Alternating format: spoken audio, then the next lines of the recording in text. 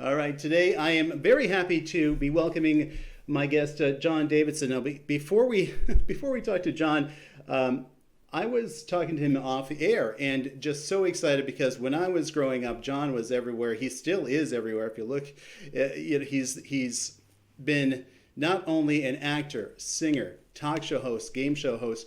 You've been around so many people, John, that I think are just American icons, and you're actually part of that group now. Do you feel like you're an actual American icon? How does that feel to be called that, first of all? It feels stupid, Parker. Come on, Parker Springfield. I love saying your name, Parker Well, you're Springfield. all New I Englandified grew now. up.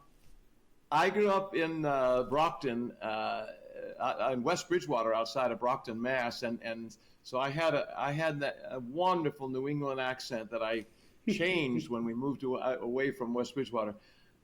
Parker, yeah, I no, I don't feel like an icon or that thing. I mean, I was always just trying to save my butt, Right.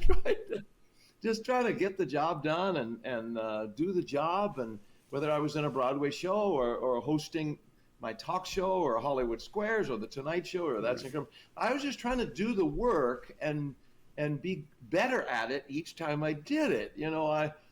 And I've opened this club here in Sandwich in the Lakes region. It's called Club Sandwich. Right. And I'm just trying to do a better show every time I get up there. I've never considered myself to have made it to the top. I've been doing this 58 years, and people say, you're going downhill, whatever. Well, I don't remember peaking. I don't remember. I've never made it to the top. Well, I I've mean, never been huge. I'm just a guy that likes doing it. well, being on the Tonight Show is a really big deal. But being not only a guest host of what 84 times, something crazy like that, that is for a lot of people one of those moments where you have arrived, John. So you are very humble, and I think that's something that people who have talked to you really always mention. You're a nice guy and you're a humble guy, and that really, when you stop and think about it, being on the Tonight Show and hosting it is a big deal. Most people Yeah, would be but surprised. yeah, I was a guest host, and I don't mean to pull the humble thing. I really don't, but I'm just very realistic that I never was a Carson or a Leno. I was a fill-in, and Yeah. it's been great. Um, the movies that I made at Disney with Leslie Ann Warren, The Happiest Millionaire and The Family Band, were great. But I mean, I didn't do Mary Poppins like Dick Van Dyke. I didn't do. So you can always find something to work on, Hmm. and I'm sure you do that, Parker, with your show. You're always trying to do a better show, and I enjoy it. I'm very proud of what I've done, but I enjoy the craft of working at it, of putting it together, trying to find, how can I make this better? I'm doing a ladies' luncheon today for the Taylor communities here in the Lakes region, and I'm trying to figure out what to sing, what jokes to use for these seniors here in Laconia. So I'm always working at it. John, I heard you talk about, to some degree, how your looks early on were obviously you capitalized on that because one of the things, you looked like the Ken doll. You were the Hollywood Ken doll that's my take on it, because I would see you on, That's Incredible or Hollywood Squares, and you had that the Hollywood tan and the perfect hair and the big smile. Matter of fact, you've kind of, and you still got the look at that hair. Like, that No, hair is I still amazing. And well, you said something that really I took to heart, and this was years ago. I heard you say that you kind of created John Davidson as a character because you could perform better as a character, but you do seem like in person kind of the same guy that you portrayed on air. But you're saying there's a little bit of a difference. Well, I think we all step up to the plate when you want to play the game. I mean, I'm on your show, and so I want to be a good guest so that you'll invite me back, whatever. If you're an IBM executive and you got to speak in front of the board, you step up a little bit and you use certain parts of yourself that you wouldn't use while you're sitting at home drinking a beer, watching a ball game. That's all I mean by that. That I've realized what I look like, and I've kidded myself about my hair. So I've used my hair as a joke, in that the ladies would bring their husbands to see me, and I could tell that the husbands didn't really want to be there because they were really ticked off about my hair. Right. I don't have any hair on my chest, but my hair just keeps growing. I'm like an albino chia pet. There you go. And you're really good. I love how you pick on yourself. There's a lot of self-deprecating humor in your shows, which is great. As a matter of fact, I think, have you ever seen the Family Guy episode with you in it? No. Okay, I'm going to show it to you. You were on a Family Guy episode, and I started the conversation. The reason I started with the whole pop icon sort of thing is, to me, nowadays, if you're satired on a show like a Family Guy is very much into that pop culture satire. And for you to make it on there is really kind of, to me, it's like, okay, he is a pop culture kind of, and I don't want to embarrass you by keep saying icon, but I mean, it is kind of what people do look at you like. For example, check out this clip. Cheryl, don't you think it's time for us to go now? Why? We just got here. I'm having a good time. Yeah, I can tell. You've been talking to John Davidson for half an hour. Hey, Glenn, great to meet you. John Davidson, host of That's Incredible. Oh, hey, John, I like your work. Not! That was the first time anybody ever used that. First time, I swear to God. So even they're picking on your looks because of that image that you portrayed. And I love the fact that you capitalize on that. You realize that it's kind of a running joke, but in kind at the same time. But I think, as we get older, I'm going to be 80 in December, and you just can't take this life that seriously. I mean, you can if you're trying to work on stuff, but bottom line is, we're all just, I was going to say assholes, but you probably can't say that on your show. No, we can. That's why it's online.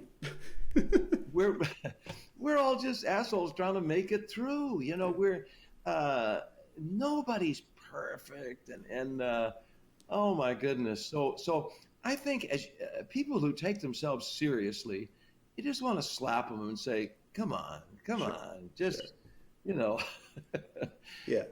Realize the reality that we're all just who we are, and be nice to people, and just try to do the best you can. So I mean, that's what I talk about in my show, is trying to find out what you love to do, especially if you're over 55 or and maybe you've been laid off, or retirement at 65 maybe. Try to figure out what you really love to do, and do it now. I mean, do it. The runway is not getting any shorter. You need to do it. Don't let anybody tell you what you should be doing. Right? Just say, well, the hell with you. I want to do what I want to do. That's what seniors should be doing. Now, it's a little obnoxious sometimes to friends. They say, well, he's just thinking of himself. Well, of course. Right. Come on.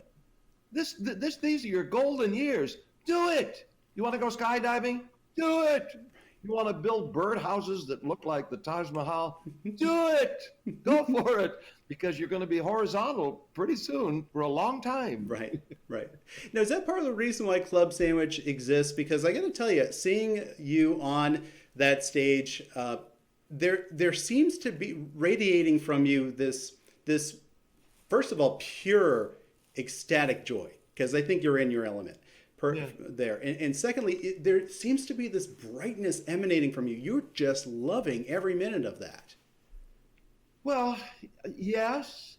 Yeah, I love the craft of live entertainment. Yeah. I love making movies, but movies are all about the director, I think, unless you're Meryl Streep or somebody, Tom Cruise. But you wait. Movies, you're sitting in that chair a lot, and they keep stopping to say, cut. And TV is all about commercials. And but live shows, I'm in control, especially at Club Sandwich, because I created this club. And so nobody can fire me. I only have 40 seats. Right. And you don't care about ratings either, right, John? You don't care about the ratings. Right. Well, no, I don't. I mean, Right, sometimes right. people get interviewed on the way out because there's a show called New Hampshire Chronicle, which has interviewed people on the way out of my show, and they've said some very nice things. So I think it's going well. But as I say, I'm most of my shows are sold out until September. I hope people will come in the fall. The Leaf Peepers are because pretty much we're sold out through July and August. But there's some seats, I think. And I also present other guest performers, by the way. We have Livingston Taylor, James Taylor's brother, is coming. He's sold out. But there's a bunch of local performers. Vance Gilbert's coming. Oh, my goodness. Peter Mulvey is coming this week. Deborah Cowan is coming from New England. A lot of performers who are just dying to perform because they haven't been able to because of COVID. So they're just dying to get out. And so Wednesday and Thursday nights are guest performers. And then I do every Friday and Saturday. But I really do love performing live because I can make it up. You know, I can just, it's very much a family show. I don't say anything off color or whatever. But a lot of jokes and a lot of talking about trying to figure out this crazy life that we all share. Right. Right. So with that freedom comes a little bit of, like I said, you get that relaxation feeling from you. When you decided to create it, was it kind of a way for you to just keep going and kind of be able to relax at the same time? Because New Hampshire is kind of known for being a little bit more low key, but at the same time, I get the sense you're craving to get a lot of people in there so you can have a bigger audience. Are you somebody like most performers that when you're being John Davidson, the regular guy, not the game show host, not the, actor, musician, when you're just being John, right, at home, are you more of a shy person, do you think? Well, I was as a kid. Yeah. As a kid, I was very shy. And I think that's why theater arts, I went away to Denison University in Granville, Ohio, and actually graduated with a BA in theater arts because I started meeting theater people, and of course the study of theater, the study of plays and musicals. It's all about the study of human nature, human weaknesses, human passion. That's what theater's all about. Is relationships and passions and conflict. And so I like that. I was a philosophy major for a short time, and I realized that you can learn a lot about human nature through the theater. And I like theater people. I guess I like theatrical people, and it opened me up. So this very shy kid opened up with that, and I became more and more progressive. And so that's been a great experience for me, meeting theater people. I think we need theater programs in schools because theater is all about role playing and helps you understand who you are because of who you're not. Right. Right. So we learn a lot by theater, and I think it should make sure that those high school theater programs are kept.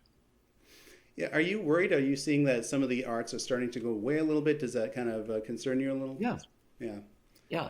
I mean, it's great to teach math and science, of course. We need math and science and history and all that. But we also need the arts to be expressive. Every great society since the beginning of time, the arts have helped the cultural values of people and help us realize who we are and where we're going and what our passions are and who we want to be. Sure. When you look at being an artist today and all of these things that's available, online, uploading videos and YouTube and everything, so much different from when you started back in the 60s. Do you think people have it easier today, or is it even more difficult because there's more competition? Because your career seemed to really go boom real fast and took off really quickly. Do you think that kind of opportunity can exist now, or is there too much competition? Because everybody thinks they can be a star by going on YouTube, No, I think the amount of space there is for, I mean, theater and show business is a huge business in so many different ways of doing it. Community theater and as you say, YouTube and all the different platforms. That's better. That's better. The more, the merrier. If you're good and people will see that, and even if you're trying to be good, people will see something and producers and directors will step up and say, well, there's something there. It's a little raw right now, but something there. So the main thing is to perform at the drop of a hat. If you're in high school or college and all, you are ready to perform in some manner. My son is a life coach and a business coach, and he uses the ready, instead of ready, aim, fire. Right. He uses ready, fire, aim for business and for personal things. And you can use this when you're starting your career. Just perform. Just do it. If someone wants you to host the local fashion show at the church, or if someone wants you to host a barbecue and welcome people, do it. Get up to those skills of getting up in front of people. Ready, fire, aim. Get ready. I mean, study what you're doing, but then do it. If you wait until you're really aimed or focused or perfect, then you'll never get up. Just get up, and then you'll fix it later. So I think all these different platforms are good. I like the competition. It sounds like you're talking from experience here. Was there any one gig that you were offered or could have had, but said, I'm not going to fire on this one, and you should have fired quicker? Because there's so many that you've done successfully. It's crazy. Well, I had an early manager who said, and this might be advice to young people who might be listening to, he said to me, I said to him, I just want to be a leading man on Broadway. I graduated from college and I went to New York City. And I said, I only want to do musicals.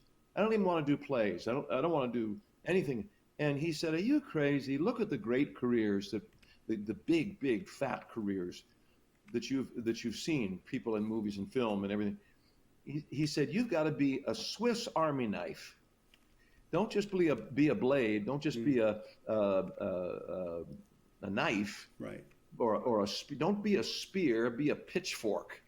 Many-pronged, many-faceted thing. And if someone wants you to do something, do it. He said, we're going to do a nightclub act. And I said, no, I just want to play Curly in Oklahoma, which is what I was doing. That was my first Broadway show. I did a Broadway revival of Oklahoma, and I played Curly. And I said, I want to be a leading man on Broadway. And he said, no. He said, fine, we'll do that. But he said, let's do a nightclub act so you can play Vegas, discover who you are, so you play yourself on stage. And let's do a game show, and let's make albums, and let's do Shakespeare, and let's host a beauty pageant. And, Swiss Army knife is a good way to do it. That's why I'm still able to do it now as I approach 80. You don't look you must get comments all the time. You don't look 80. You don't. Well, of course I do. This is what 80 looks hair. like. Look at the hair. Well, hair isn't everything. Now, Parker, I can tell by your hairstyle that maybe you're a little wrapped up in this hair thing. I'm very jealous. I'm very, very jealous. You look great. You look fabulous. It's a very clean. I have this messy, out of control look. You're very clean. Well, very, I try.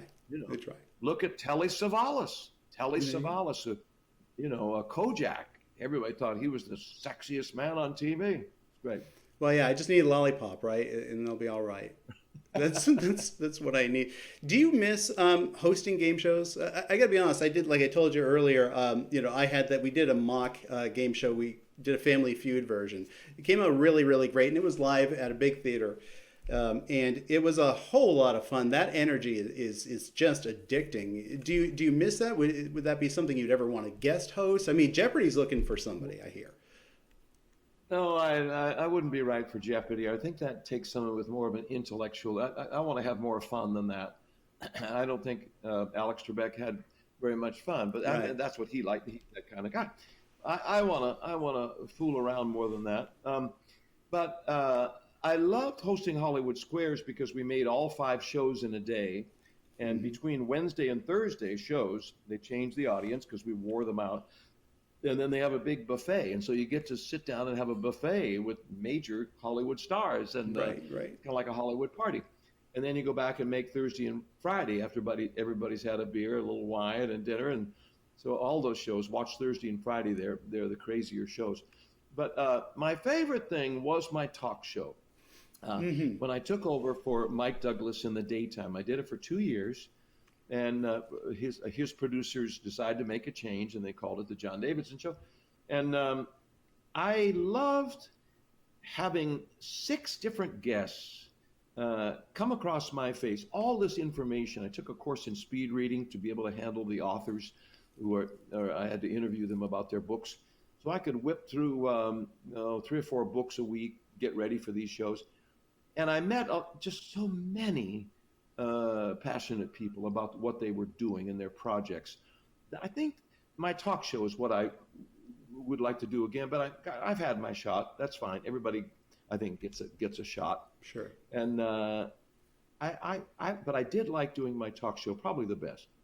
Yeah, you've had the talk show itself had a lot of people on there. We're going to highlight just a couple. I want to go through real quick and highlight a couple. First of all, look at that. We've got a couple of pics here of you. I want to start off actually with it's not supposed to be doing this slideshow thing. It's supposed to be stopping at each one of these photos, but that's okay. It's great. I'm enjoying it. Yeah. I've forgotten half of the things that I did. Working with Sally Field, there was a slide there from The Girl Was Something Extra that I did with Sally. I played her husband, and she could read my mind. She had ESP. It was a fun show. Sally Field, I admired so much and still do. This was a year of transition for her. She had been Gidget and the Flying Nun and all that, and she was on her way to multiple Academy Awards and always sort of overtrained for a sitcom. I think she was ready for the big time, and man, she had incredible success. But after that series that I did with her. But just a great gal and very honest, realistic person. Just seemed to understand herself and understand other people. Now, going back to Club Sandwich, I want to start talking a little bit more about that too. Is it open to the public? I know that you're on the weekends mostly. You do a couple of shows on the weekends, but it's pretty full at this point. But like you said, you've got stuff coming up in the fall that you're hoping to load up with, right?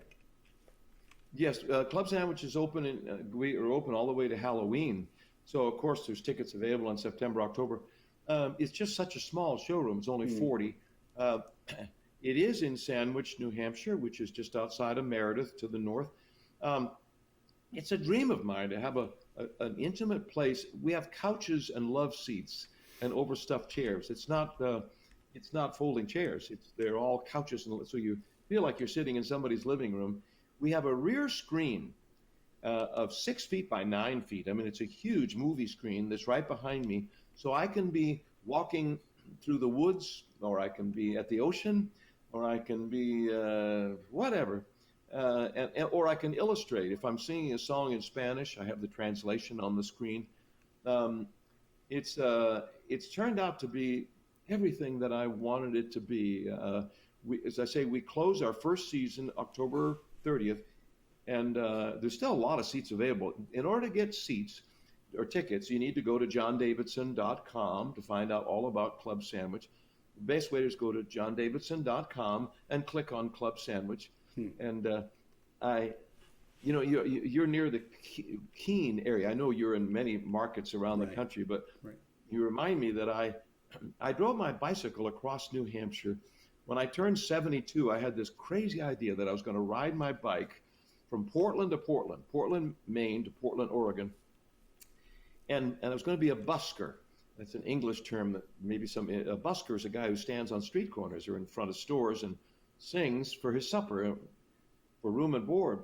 I started riding my bike from the Berkshires, where I lived, across New Hampshire.